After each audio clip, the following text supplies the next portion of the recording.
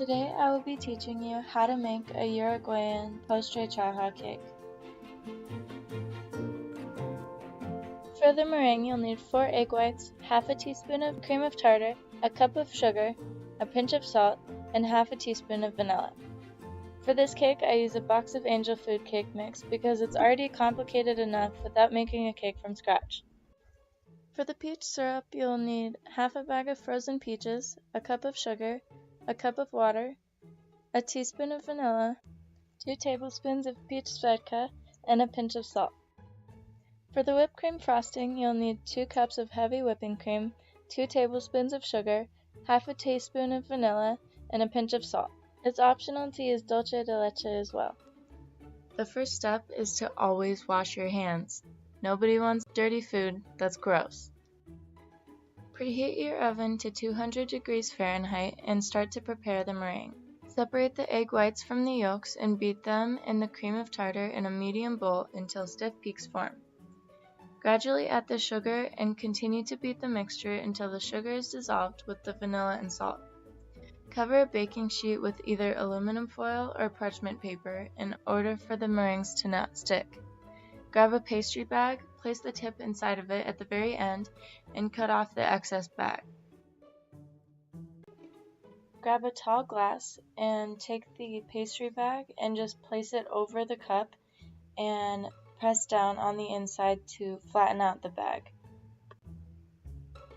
Get your rubber spatula and spoon in the meringue mixture into the piping bag as much as you can. And try not to overfill it like I did. Once the bag is full, flip up the sides of the bag and twist the top.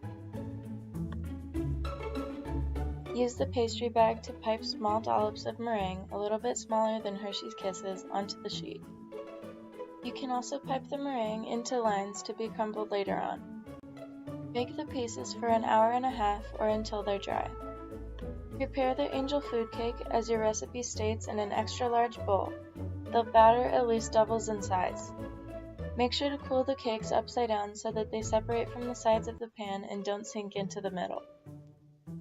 Toss the peaches in a bowl with 2 tablespoons of sugar, then place them into a strainer over a bowl. Let them rest for at least 20 minutes, reserving the juice that drains out into the bowl. Bring 1 cup of water, 1 cup of sugar, and the juice to a boil.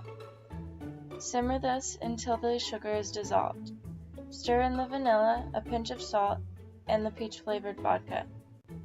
Pour the simple syrup mixture into a bottle so that you can easily put it on top of the cake. Stir 2 tablespoons of sugar into the whipping cream and whip until medium stiff peaks form. Then, stir the vanilla into the whipped cream and refrigerate until you're ready to assemble the cake. It's important to clean while you work because then you won't have to clean as much later on when you've already been in the kitchen for hours. Once the meringue is ready and out of the oven, pop off all of the meringue and use a blender to crumble all of the lines we made. In order to assemble the cake, flip the Angel Food cake upside down and pour simple syrup over each cake generously, soaking the cakes.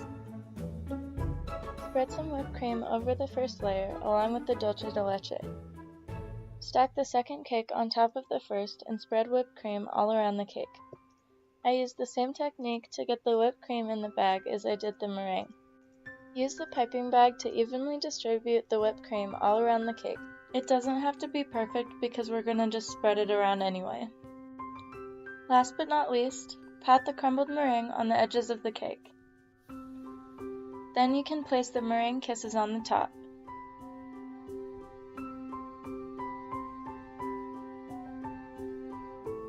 And finally, get a paper towel and just clean up the edges as much as you possibly can, just for a nice clean presentation.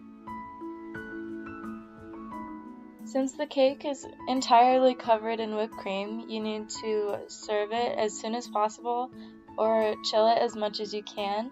And the meringue doesn't hold up well in the cold temperatures of the fridge, so you just need to hold those in a little container if you want to, and then you can just place them on right when you're about to serve them so that they stay nice and crisp.